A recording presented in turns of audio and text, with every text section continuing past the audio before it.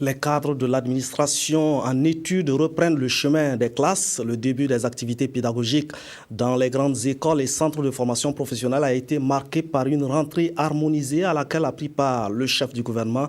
Les acteurs ont saisi cette occasion pour lui soumettre quelques doléances, entre autres l'harmonisation de la durée de formation dans toutes les écoles et centres de formation. Drissa Séré et Aboubakar Sagnon.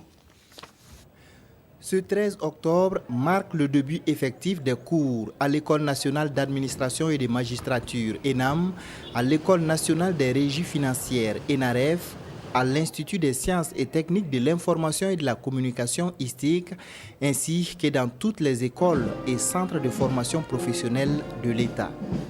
Initiée par le ministère de la fonction publique, du travail et de la sécurité sociale, cette deuxième rentrée académique harmonisée répond aux mêmes soucis, une meilleure gestion des listes d'attente des concours directs et professionnels de la fonction publique et une maîtrise du calendrier académique.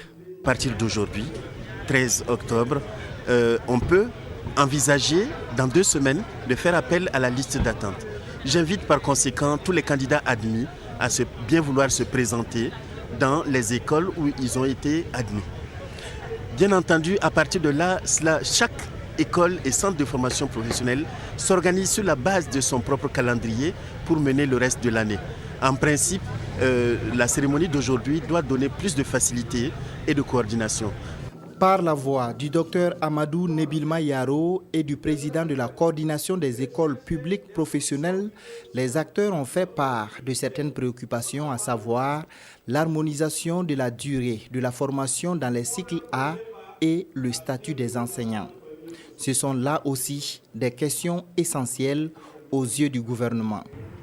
C'est pourquoi, lors de la 15e Assemblée générale des sociétés d'État, notamment des établissements publics de l'État, tenue du 3 au 4 juillet 2014, le ministre de la fonction publique, du travail et de la sécurité sociale a été instruit de mener une réflexion d'ensemble sur l'harmonisation des diplômes requis pour les recrutements en cohérence avec les normes communautaires, de mener de concert avec les ministères concernés une réflexion d'ensemble pour une harmonisation des durées de formation dans les écoles et centres de formation professionnelle.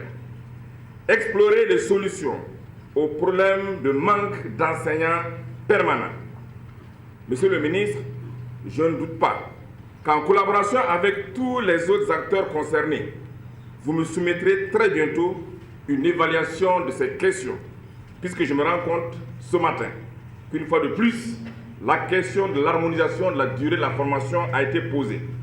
Donc j'attends donc qu'on me soumette des propositions afin que nous puissions prendre rapidement les décisions qui s'imposent dans l'intérêt bien sûr de la nation, mais bien sûr et surtout dans l'intérêt des stagiaires, pour plus de justice et d'équité. Pour conforter le souhait de la coordination, le chef du gouvernement s'est montré favorable à l'organisation d'un salon en décembre et l'institutionnalisation d'un tournoi olympique des écoles et centres de formation professionnelle.